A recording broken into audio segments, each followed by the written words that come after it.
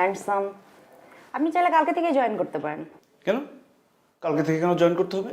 আর আপনি আমার সিভিটা ভালো করে দেখছেন? আপনি যতবার আমার সিভির দিকে তাকালেন তার থেকে বেশি তাকাইছেন আমার দিকে। আর আমি নাইস লুকিং হ্যান্ডসাম হয়ে কি অপরাধ করছি যে আপনি সেটা দেখবেন? আমি কি এখানে মডেলিং করতে আসছি যে মডেলিংয়ের জন্য আমি যোগ্য কিনা সেটা দেখবেন? আপনি দেখবেন আমার সিভি, আমার যোগ্যতা আছে কিনা, সেই যোগ্যতা অনুসারে চাকরি দিবেন। তা না, আপনি সুন্দর করে আমার দিকে এরকম করে তাকায় রইলেন, তাকায় দেখলেন যে হ্যাঁ ছেলেটা সুন্দর, এটার সাথে প্রেম করা যায়, তখন তাকে চাকরিটা দিয়ে দিলেন। এটা কি স্বভাব? এক্সকিউজ মি, আপনি কি বলতেছেন আপনি বুঝতেছেন? কেন জানবো না? আমি কেন জানবো না? আপনি কি বলছেন? আমি কি করছি খোকা? আমি কি ফিডার খাই? আমি বুঝি না? আপনি তো সুন্দরভাবে আমার দিকে তাকায় আছেন, সুন্দরভাবে তাকায় দেখলেন যে হ্যাঁ ছেলেটা সুন্দর, প্রেম করা যাবে। চুপি চুপি আপনি আমাকে প্রেমের প্রস্তাব দিয়ে ফেলেন চোখে চোখে। কেন? আপনি বস বলে কি অনেক কিছু মনে করেন নিজেকে? আমি এখানে চাকরি করতে আসছি, আমি এখানে প্রেম করতে আসি নাই। সুন্দরভাবে এখন তাকাইলেন, তারপর দুদিন পরে প্রেমের প্রস্তাব দিবেন, এরপরে বলবেন যে রুমে আসো, এরপর বলবেন কফি খেতে চলো, তারপর বলবেন ঢাকার বাইরে চলো, এরপর বলবেন দেশের বাইরে চলো। এইভাবে তো প্রেম হয়। এটা তো বুঝি। এত সস্তা মনে করেন আমাকে?